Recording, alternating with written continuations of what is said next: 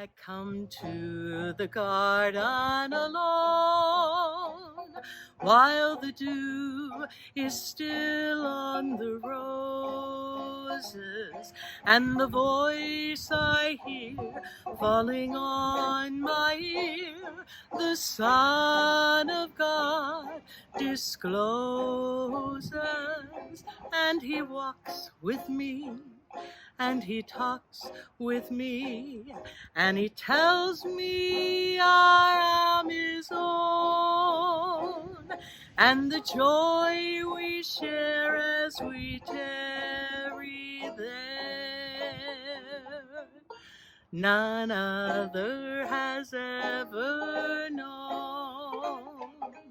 He speaks, and the sound of his voice, it is so sweet, the birds hush their singing, and the melody that he gave to me within my heart is ringing. He walks with me, and he talks with me, and he tells me I am his own, and the joy we share as we tarry there, none other has ever known.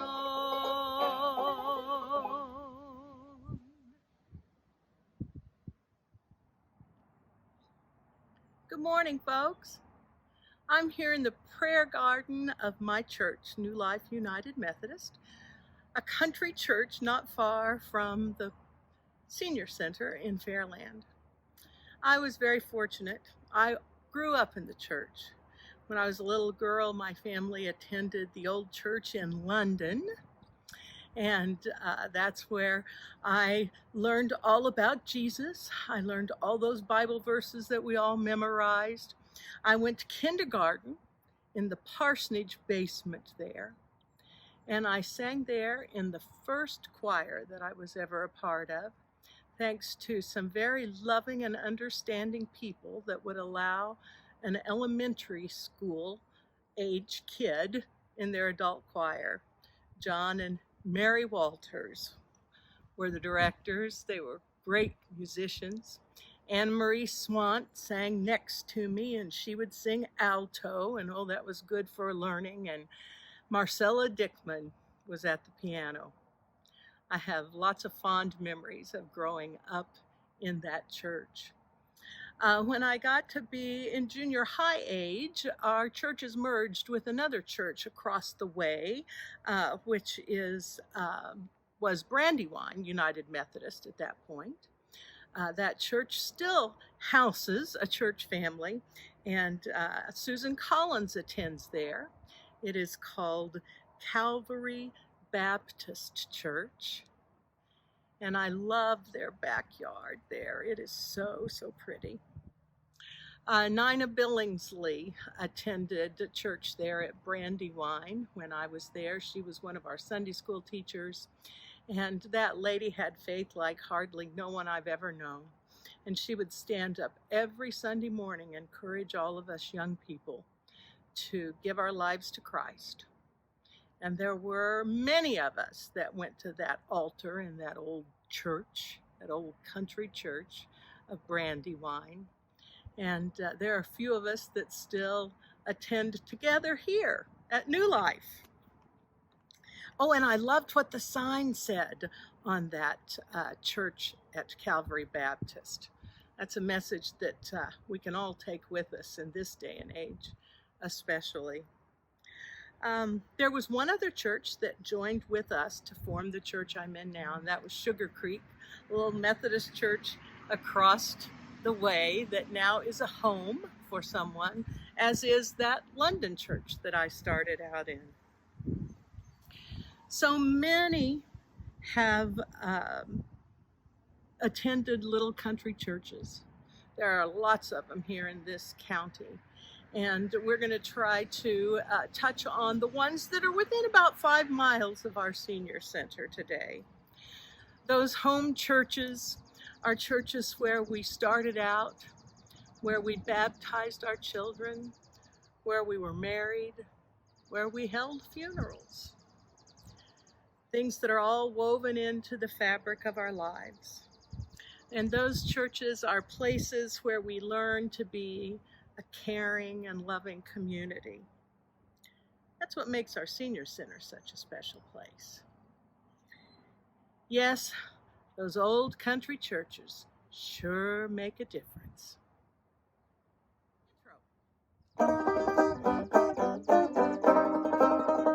Oh, I'd like to go back to that old country church to hear the songs of praise. How the people they would sing, it would make the rafters ring at that old country church. Do Lord, oh do Lord, oh do remember me.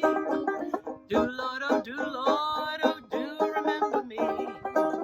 Do Lord, oh do Lord, oh do remember me. Look away beyond the blue.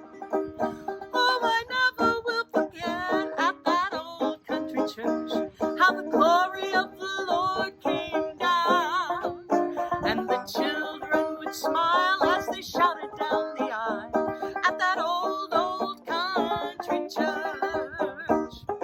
This little light of mine, I'm gonna let it shine. This little light of mine, oh, I'm gonna let it shine.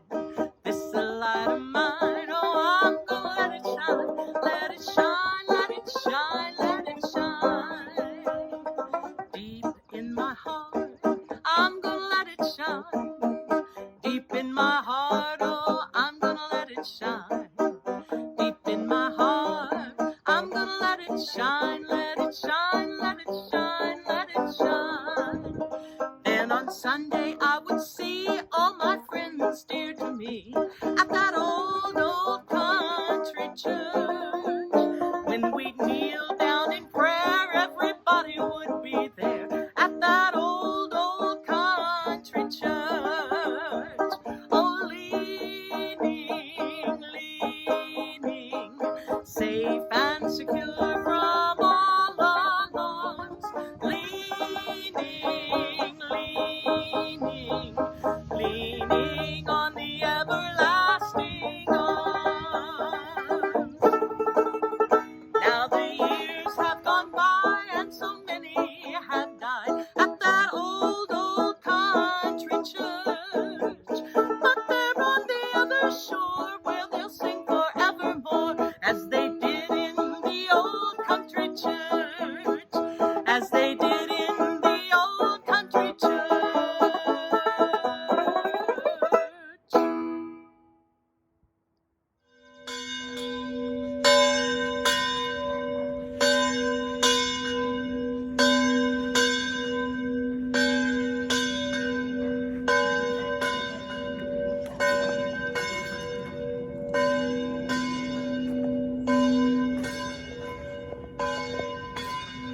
It's time for church, folks.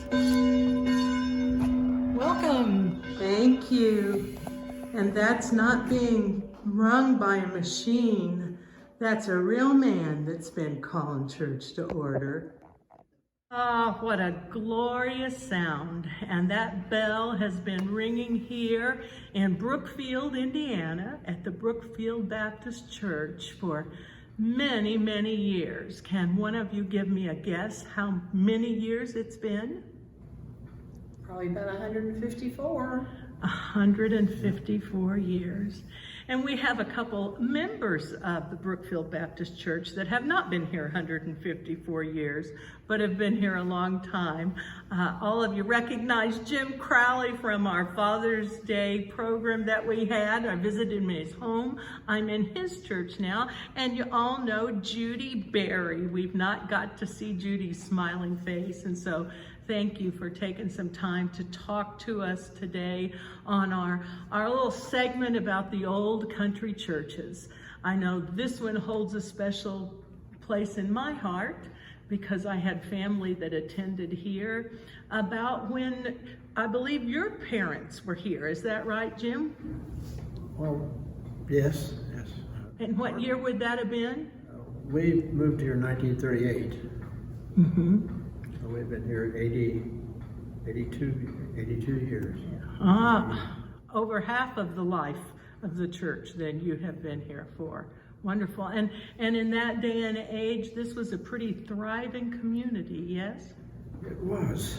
We even had a little store here in Brookfield, and many of the businesses that were here before either burnt down or they're no longer here, but this was a thriving little town.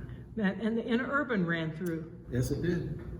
What do you know? Now, Judy, that was all before your time. How long have you been here at church? I've been coming here since the late 1970s, Mm-hmm. and so that was all prior to the time I even came into Shelby County. I lived in Brown County, and but I heard lots of stories from Jerry's family about the interurban and about the church and various other things that went on in this community.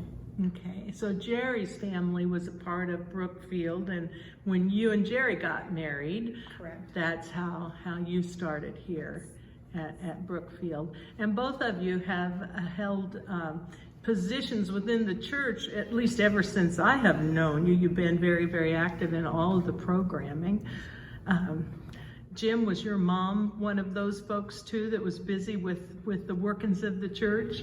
Oh, I think she used to teach the little kids from time to time. She's kind of a substitute teacher, but she typically didn't take an office in the church.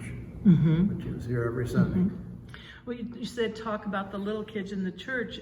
When this church was first built, it was built as kind of like a one-room building, correct? Correct. And you said the kids would be in one corner having Sunday school and the adults over here and some other class there. And how did you hear? It was sounded like a gaggle of geese. Sounded like the senior center at lunch, eh? Before we got our soundproofing in. I guess so. I guess so. And the story about just the building of this building was a neat one. Tell me a little bit about that. The bricks on the exterior of this church were made right out in the field in the back of the church here. They're clay brick, Mm-hmm. and they were made out there.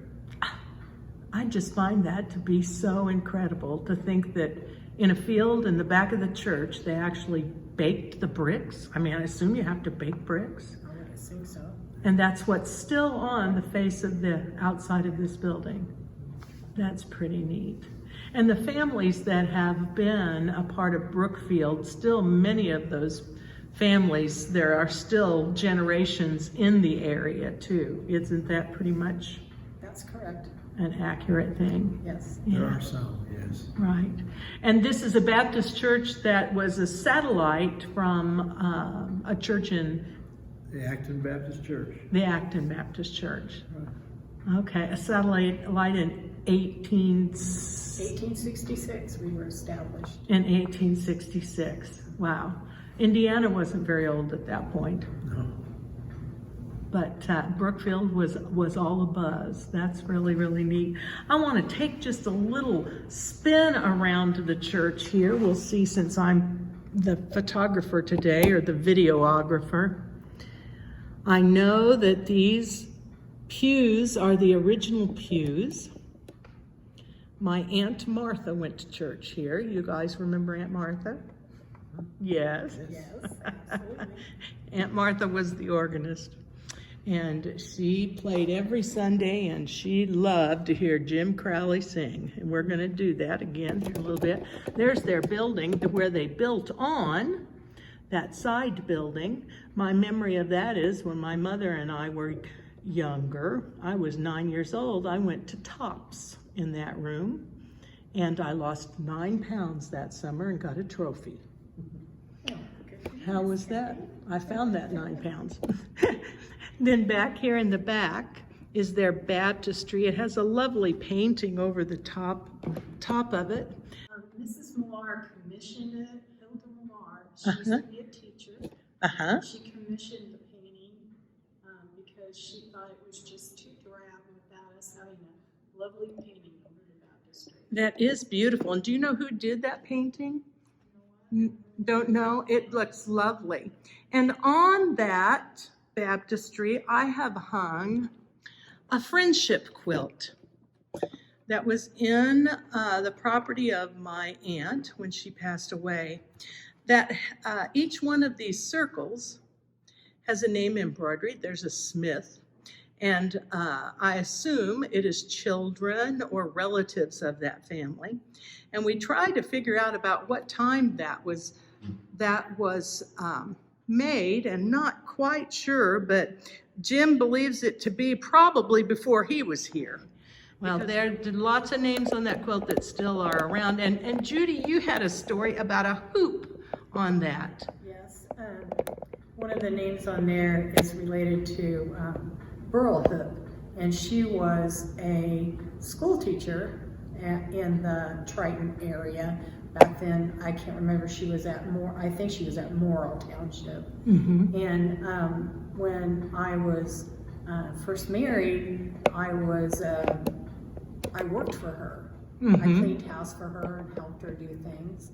And she was a big encourager of me coming to this church and being an active participant in this church. Wonderful. So she was a lovely lady. The churches were the center point of the community. Pretty much. Yes. Back in that day. If there was a social function, it usually started where? At the church. And it usually involved food. Absolutely. At least we Methodists still like it to involve food.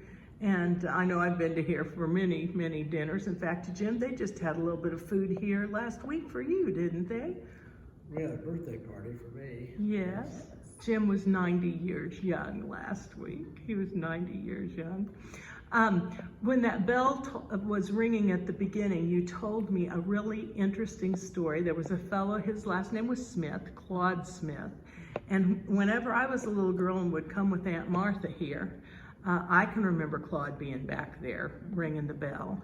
And he rang it for, boy. Almost every Sunday, he was the person who rang the bell. Yeah. Are you the bell ringer now, Jim? No.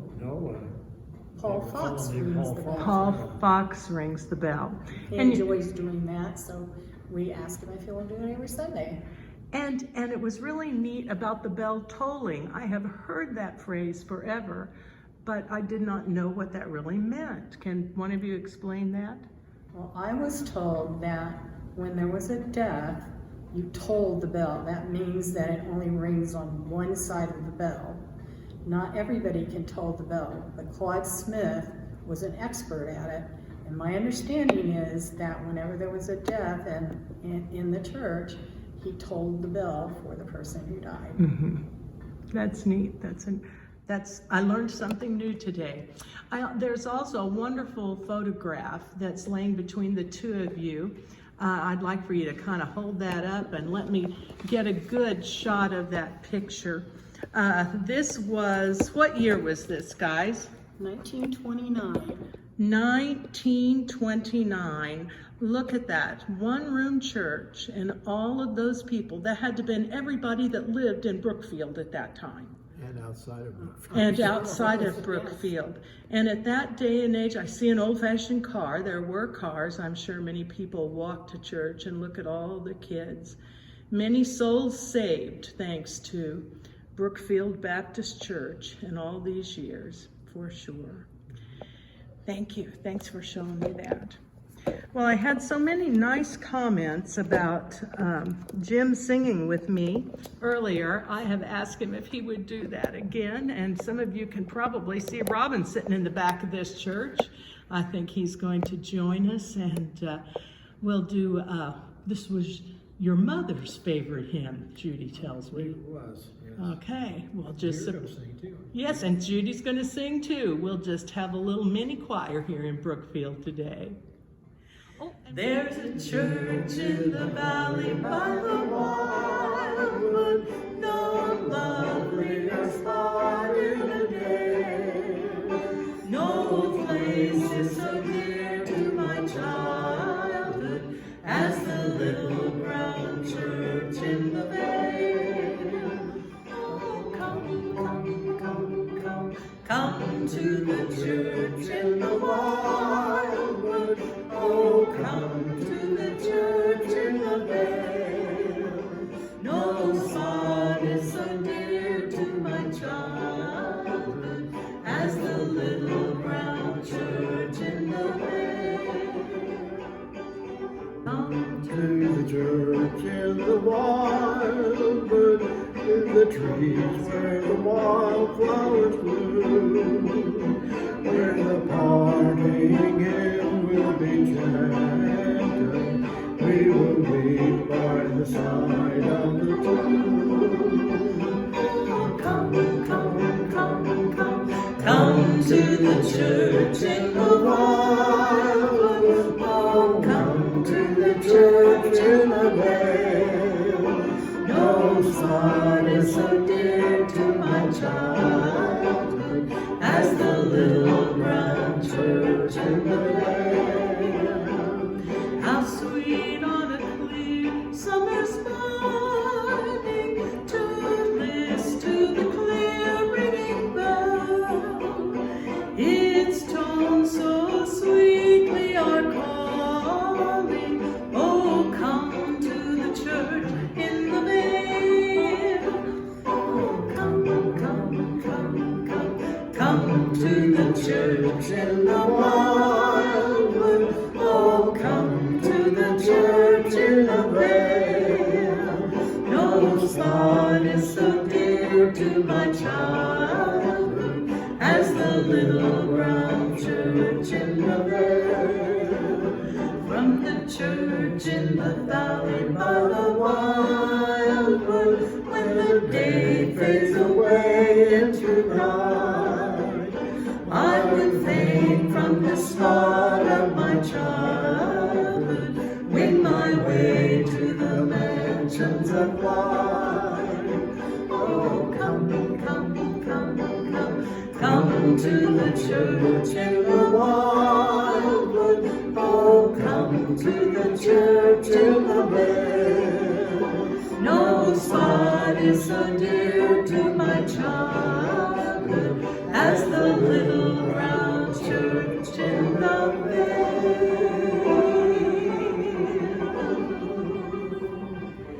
And that song kind of just says it all, at least for me and for Jim.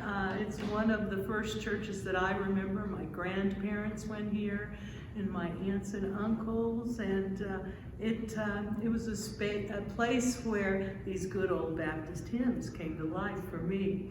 What makes this special for you, Jim? Well, I've been coming here, but my mother brought me when I was 8 years old to this church and sat in Sunday school classes for many years under different teachers here. And it's just become a big part of my life. And I accepted Christ as my Savior in His church. And so it's a very spiritual experience for me to just come each Sunday morning and worship here. Yeah. How about you, Judy?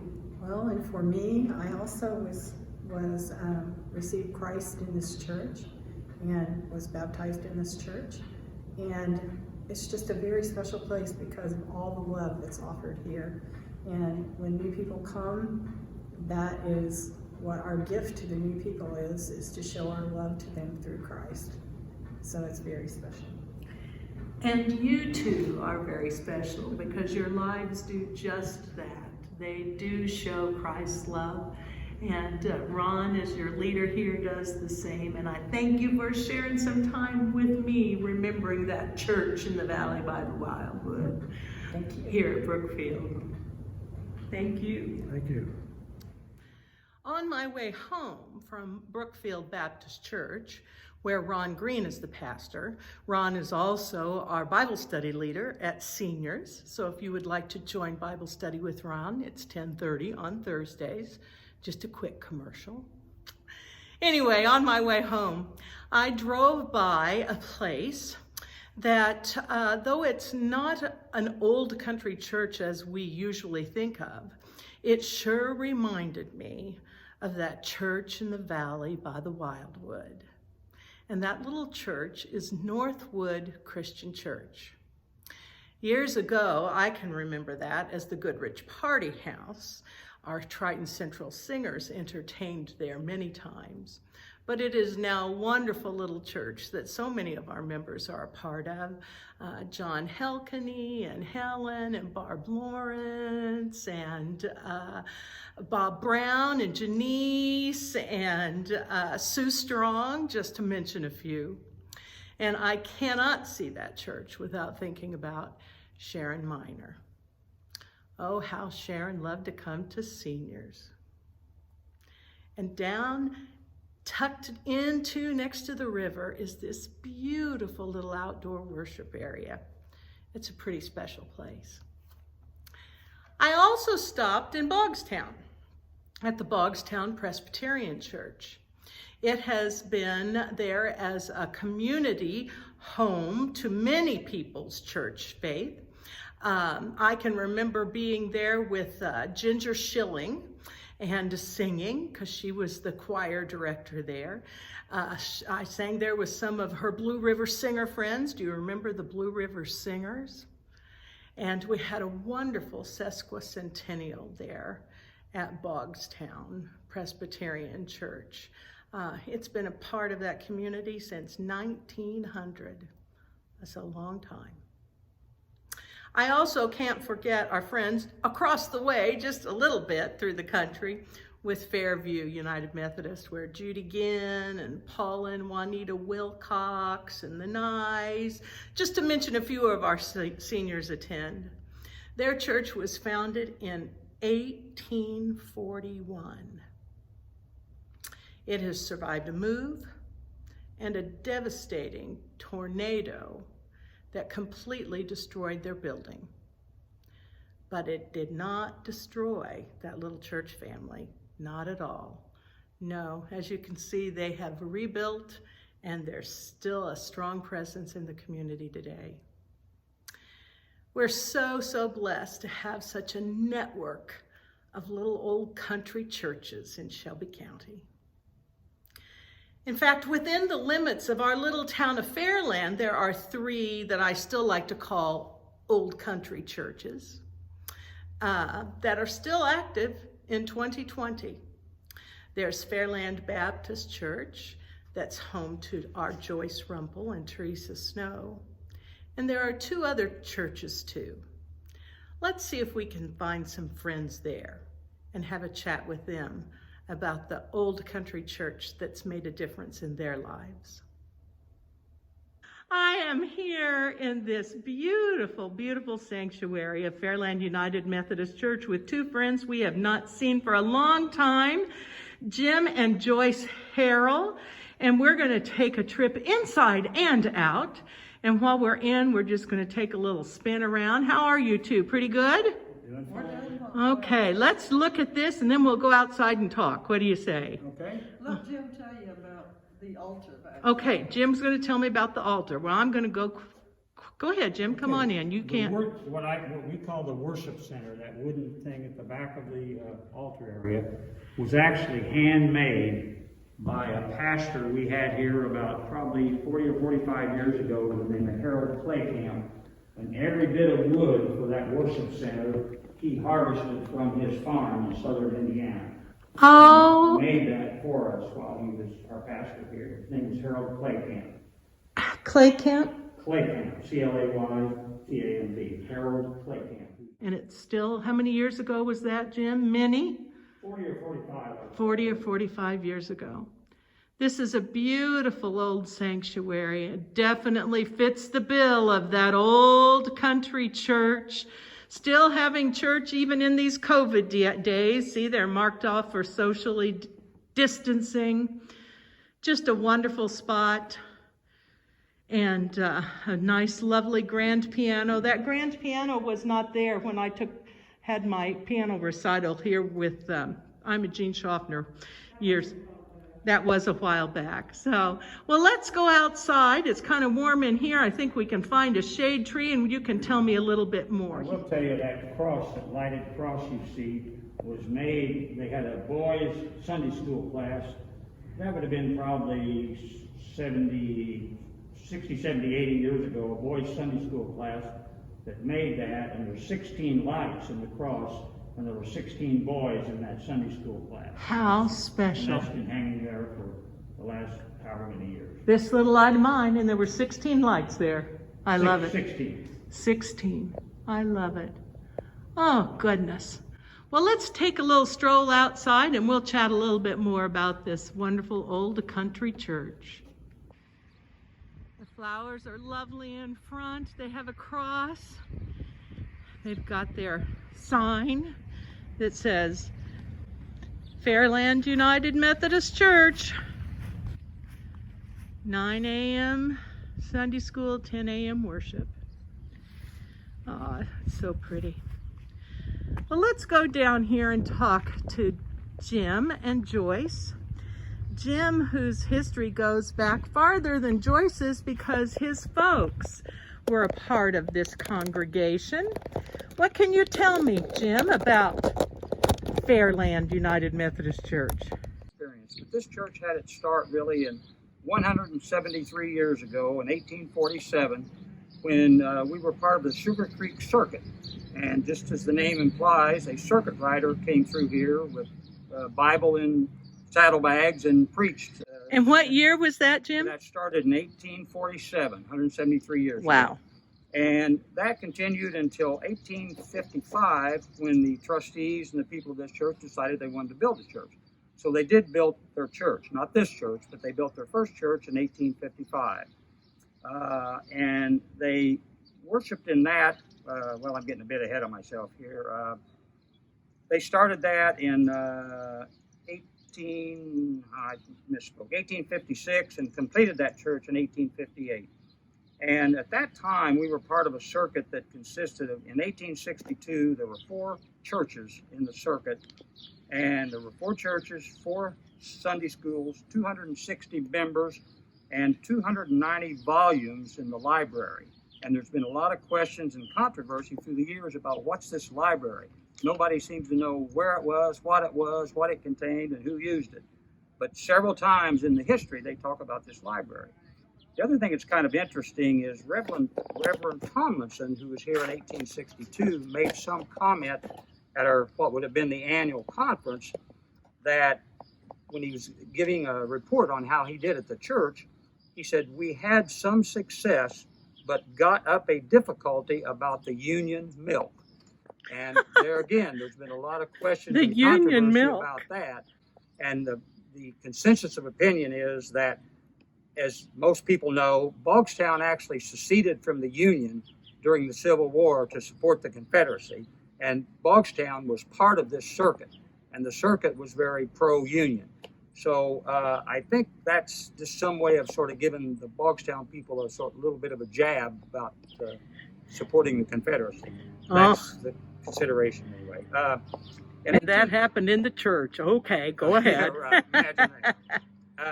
In 1862, we bought a lot to put the parsonage on, which is not that parsonage, I don't think. No, I know it isn't. No, it's not. Parsonage is over on Walnut Street. And the parsonage was built there in 1862, was moved to the other side of town when the new parsonage was built there later on. An interesting note, just to give you an idea of money at that time, in 1862, actually in 1855, this lot and that lot, who was owned by the last private individual before the church owned it, the property tax on those 2 lots together for 1855 was 18 cents. Oh my goodness. Was the property tax. Put that into today. The church, not just this church, but I think the entire United Methodist Church received a commendation, I guess you would say, in 1865 that was read at the conference, that the President of the United States sent a note to the church and made the statement that this church, I think meaning the entire church, had sent more soldiers to the fields, more nurses to the hospitals, and more prayers to heaven than any church in the United States. What a neat commendation from the conference. Okay, I talked about we bought that taxes. I'm going to skip over some stuff here. To give you another idea of money, in 1876 to 78, we had 2 different pastors here during that time. One pastor's annual salary was $600, but we didn't have enough money to pay him, so he only got $412 of it. The other one, his salary was $570, so he got paid in full. Oh, goodness. And also in 1878, they formed the League of 100 Ladies. And I think that must have been like a forerunner to the WSCS. The Women's Eating Society. Circle or whatever. Sure. Mm-hmm. Okay, in 1893, this church, this beautiful building, I'm prejudiced, but it is beautiful. Yes, it is. This was built in 1893 at a total cost of $8,633 Wow. for this building. Today, Wow. the insurance company wants us to insure it for more than $1 million. Wow. The old church, which was the original one I referred to earlier, was moved somewhere else in town and renamed Richter Hall, or the Opera House. And the new church, when it was new, they come to an agreement that there would be no entertainment, no dinners, no Christmas celebrations, no anything in this church other than worship services. So everything had to be done in the to hall. the old Opera House or the Richter Hall for dinners and all that. I Well- noticed, Jim, that the sign here, or on the stone for 1893, 1890. it says Grace. So that was the name of this church? It was Grace M.E. Church or something. Methodist Church. The name has been Methodistical. 3 or 4 different things. Okay, I had never realized that before. Interesting. Yeah, it's Grace, M.E., you see all those things. But anyway, they were doing worship here and everything else at the Opera House or the Richter building. A man named Richter bought it. But anyway, at one of the plays there, a little girl, the lighting was poor and the building was getting deteriorated. And in one of the plays there, a little girl fell through the floor and got injured. So they decided it would be a good idea maybe to loosen up the restrictions and start doing some of those things in this building. Taking it back into the church. And that's what they did. It's funny, some of the things we get hung up on sometimes. Try it in a church. That's even for though sure. this church was built in 1893, it was built from the ground up in 1893. I think this is amazing. But in 1925, some however many years that is later, the basement was put under this church. It was excavated. Wow. And a 55 by 48 basement was put under this church in 25. To give you an idea of the membership, Reverend Ryland, who was here 7 years, from 1927 to 1934, he had the charge, was at that time Brandywine and Fairland. And when he came here, there were 274 members, and when he left here, there were 395 members. That was during the Depression. Right. Don't you think people turned to faith during that Depression year? It's kind of like people are turning to faith now, I believe. I hope, with this pandemic going on. Yeah. One other thing I want to mention that some people locally know, a lot of people don't know, from 1934 to 1936, they held a radio program on Sunday morning here at the church. Interesting. And we had the preacher here at that time had influence over some other churches, and he got 14 other churches to come in with us, and he provided vocalists, musicians, and technicians. And they did a church service? They did a broadcast from here? Yeah, a musical. Super. And they had an orchestra. They had an orchestra and everything. That was 1934 to 1936, and I guess it just sort of faded out after that.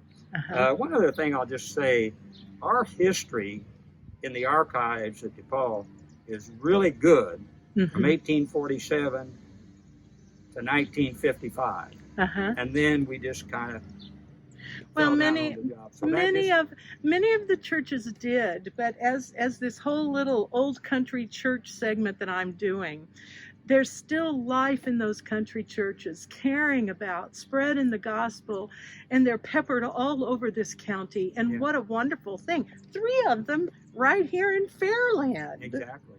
And it's just a good thing. One other thing, I'll just couple 3 other things, and then I'll forget on the history. Off on the history. This church did not have bathrooms until the mid to late 1970s. Well, for Pete's sake. So, believe it or not, I mean, you had to prepare yourself to come if you're going to go to Sunday school and church. Until and the have a 70s. dinner after church. Wow. I don't know. But anyway, Jerry and Thelma Martin I remember them. put a couple bathrooms in for us in the mid to late 70s. Oh, how neat. And a I finger didn't system realize and the that. whole bit. Sure. The fellowship hall that you see behind us was built in 2006. Mm-hmm. And we had a lot of volunteer work for that as well. We did all the painting ourselves. We did all the insulation ourselves. Mm-hmm. And we had a lot of community support. Mhm. For instance, I just called and asked, and Knopf Fiberglass donated the insulation for the entire building. The Wonderful. blow in and the bad insulation and everything. And there were a lot of other people Wonderful. as well. That was in 2006. We took out a mortgage for what we didn't have on hand, and we paid that mortgage off in 7 years. Wonderful. And in summing up here, I will just say that in our 173-year history, we've had 77 pastors. Oh, my So goodness. that tells you that they don't stay too long. They move them around. They And Methodists the do longest that. serving pastor was one that everybody recently would remember, would have been Susan Davis, Sure. and she was here 13 years. And that was Sure. our longest serving Sure. And her cousin was a general contractor for our fellowship hall. Uh-huh. And all of the church people volunteered to do the things Jim said. And he figured out the age of the volunteers averaged 70. Oh, for 70 Pete's years sake. old. Still working. I thought you were going to finish that story. He came to me later and said, when I saw the average age of your volunteer help, then I agreed to let you guys do it. I thought, oh my gosh, this is going to be a joke. He said, you guys outworked my crew. Don't you underestimate a senior citizen Yeah. ever, especially a senior citizen in a church. I'm telling you, we make things happen, don't we? Well, tell me something personal that is special to you about this church. Joyce, is there any special memory or anything special that just... We tried a lot of funny things to make money to pay for the fellowship hall and different things. And, one of them was making frozen bananas and selling them at the Blue River Festival. Selling frozen bananas at the Blue River Festival. Chocolate-covered frozen bananas. And they were way before their time because nobody knew what they were, and we didn't sell very many. But we did sell some chocolate chip cookies. Both of them sound pretty good. And we also took a go at that building down at the county fair, pretty close to the grandstands. Serving dinners. Yes. We prepared dinners Mm-hmm. and sold them every night. Mm-hmm. We did that for probably, 2 or 3 years. I'm going to say 3 or 4 years. Mhm. We learned a lot. I bet you did. The first year, I made up menus for each night, and the first night we were going to have grilled chicken. And I bought enough chicken to last all week long. Oh my gosh. So the other menus didn't get used. Didn't change. You No. just, it was the chicken tent that year. I love it. I love it. There's all kinds of stories with all these little churches about things like that, how we work to keep going, we work to keep spreading the word. This church has special memories for me because I really did play my first piano recital in there on the piano with Imogene Schaffner and Lucille Bush. I know she went to church here, and so I feel like part of my musical roots are grounded here as well. That's good. And the acoustics are just wonderful. So if you don't mind, Robin's been standing off to the side. I'd like to go inside for a few minutes and maybe sing a song in that wonderful sanctuary. Sure. That's fine. Okay. And I'm going to go back and reread it, but there was some mention, when I was going back to the archives history, there was some mention of something that was done for the acoustics in this church, like 80, 90, 100 years ago. I would love to know what it was. I'm going to go back because it's just a wonderful place to play. We celebrated with you a couple of years ago for your 100 and what was it? Probably 150th. Yes, with the Dixie Band, and I've wanted to come back in there and sing ever since. So that's what we'll do. Thanks. Imogene always mentioned the acoustics, and she brought the Triton Simple Singers out here. Oh yes, the singers. My connection to Imogene and Lucille did. Yes, you are a relation there, correct? Yes, Lucille is my dad's sister. She's my aunt. And so Imogene is my first cousin. And that's the one thing about so many of these little country churches that I've gone around to. When I listen to, we got cars going by. I apologize for the noise, folks, but this is on Main Street in Fairland, and it's a busy place. But having visited so many of the little churches and talking to some of the seniors, realizing that their parents and their grandparents, you get a newfound respect for why everyone is so passionate about their little country church. So thank you, Joyce. Thank you, Jim, for sharing along with us. those lines, you know, I was born into this church. I mean, Joyce has been here now 50. He graduated Purdue in 1965, and we moved to Shelbyville, and I joined the church in 1965. But Jim's mom and dad went to this church, but his grandparents went to Brandywine Methodist. My mother and father, my mother taught Sunday school in that little back room where you set your stuff up against the wall. Right. That used to be one whole room. She's taught Sunday school to the little kids back there for about 40 years. She was buried in this church. Sarah. Sure, I know what you mean. My father's service was in this church. Yeah. So yeah, it's a lot of holds lots of memories. Yeah. Absolutely. Thanks so much, Joyce and Jim. You're welcome. Precious Lord, take my hand, lead me on, let me stand. I am tired, I am weak, I am worn. Through the storm, through the night, lead me on to the light.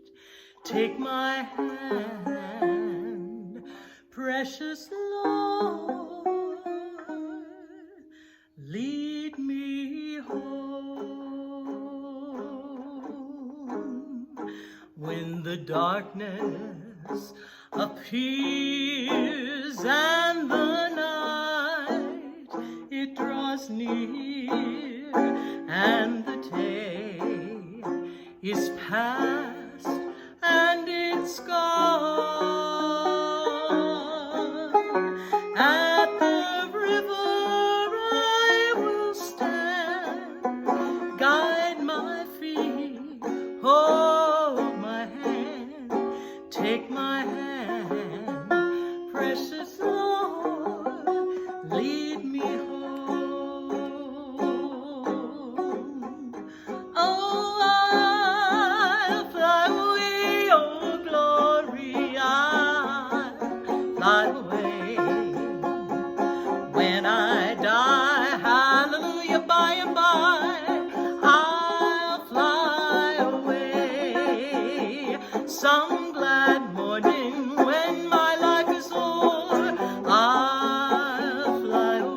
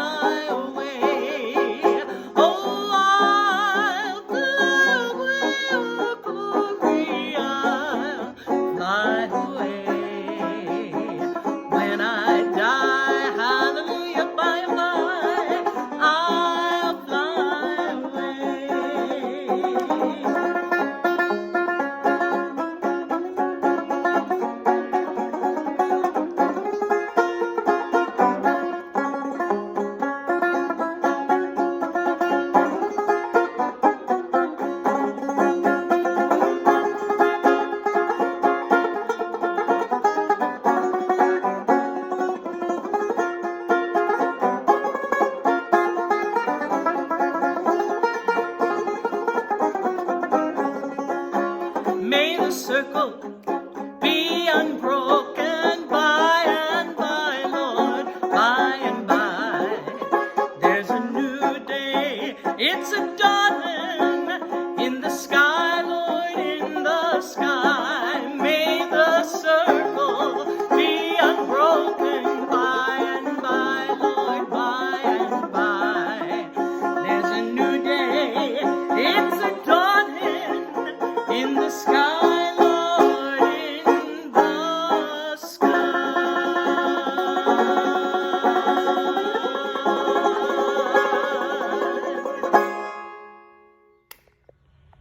And right next door to that great old Fairland United Methodist Church is a wonderful church that has a great ministry, the Fairland Christian Church. I'll take you just a little bit around here to give you an idea.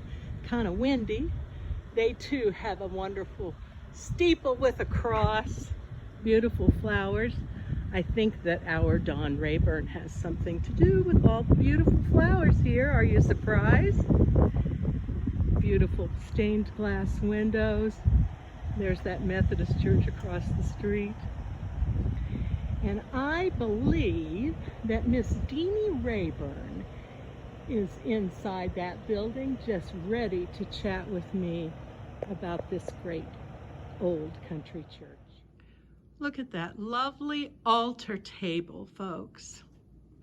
I am now inside the nice, lovely, air-conditioned Christian church. Their beautiful windows. Deanie tells me that they are replacing the windows at the top, so the top stained glass are out. But that's one thing that makes this church so pretty, is those special stained glass windows. All their seats marked off for socially distancing, like every church I've been in is doing right now. The music set up. That's the inside of the Christian church in Fairland. And I bet you if I do one more whirl around here, there'll be somebody sitting in the pew that we want to talk with. I told you that we would see a smiling face if we spun around to those pews again, and there she is, Deanie Rayburn. Deanie wearing her Fairland Christian 125 years of witnessing, 1890 to 2015, and on the back it says, "Win, disciple, serve," which is a great combination for an old country church, isn't it? And I love my old country church. I'm glad you love your old country church. Talk just a little bit louder. I'm glad you love your old country church, because I sure do too. Can you tell me just a little history about this old country church, Deanie? Our church was formed October 26, 1890 at 3 p.m. Oh my gosh. Yes. At 3 p.m. No one's been able to tell me anything quite that precise. Yes, well, we have it on record. Okay. As being 3 p.m. And we even have a song written about our church. It's called "Let's Keep This Lighthouse Going." It was written by John Gammon and arranged by Annabelle Williamson. My goodness. And we sing it every Founders Day in October. How special. And Marilyn McDaniel recently added another verse. Bless her in honor heart. of our last anniversary. How neat. Yes, Marilyn is one of our seniors that comes to the senior center, and her sister Betty and Marcia Wells and Becky and Dennis Hornknocker. There are several seniors that attend Fairland Christian Church, so I've got to meet a lot of what makes your church so special. And you make it very, very special here. You are a hard worker bee, I know that. You're the office secretary. And how many days do you work here, Deanie? Well, due to COVID, my hours have been reduced, but if it were normal times, it'd be 4 hours, Monday, Tuesday, Thursday, and Saturday, every day. Wow. I wish we had a secretary that many days a week. I wish we had a secretary one day a week, and so does my dear friend Janet Godby. Well, they may not necessarily be glad about it because I'm known as the MOS here, the mean old secretary. Oh, I doubt that. I doubt that. Well, how long have you been a part of this congregation? Well, I started going here when I was a very small child. My Aunt Lizzie brought me, and before we remodeled our sanctuary, we had those old-fashioned pews where the chair seat bent down, and Aunt Lizzie'd set me in the seat and my feet would stick straight out in front of me. And she always picked a creaky seat to set me in. So they were seats kind of like a theater seat? Yes. Well, for But Pete's they were sake. creaky. I bet they were. All those old pews that were in Yes, these old yes. country churches were creaky. Yes. For darn sure. So your Aunt Lizzie brought you here, and then your mom and dad also attended church here? Frequently, yes. Mm-hmm. And so Don came to this church because of you. Is that what happened? After we were married, we attended another church in Acton, but then when we moved to Fairland, after a while, we decided to move our membership here. Uh-huh. Well, I have sung here on many occasions, Yes, we love it. and met a lot of people, and I know this is a really warm congregation. Can you tell me something about this old country church that makes it really special to you? It's a family church. It's a praying church, and we cherish that. I know that you do, and this church has done a lot of praying for people in my family. I know that too. Mm-hmm. For sure. You've also done some neat things through the years as far as community activities, trying to draw people in. Well, we have a Christmas review in December, where we have many different acts. It's a review, so we have singing and dancing and things Oh of my, that nature. you've got lots of talented musicians in this And church. then in October, we have the Hallelujah Carnival, where for Halloween, for all the town's children come, and we have games, and usually free hot dogs and chips. Oh, let's hope that this daggone virus squelches its stuff. We also have Community Day. Okay, how neat. We have singing and food at that as well, but we may not have that this year. Yeah, may have to wait, but let's hope by October, maybe by Halloween, we can have the Hallelujah Carnival. I'd like to bring my little ones over for we'd that. love They'd that. be at a great age to do that. They'd be. And the kids all come in their costumes. Oh, and they fun, have fun, all the fun fun. little games for the kids, and it's a riot. I'm sure that it is.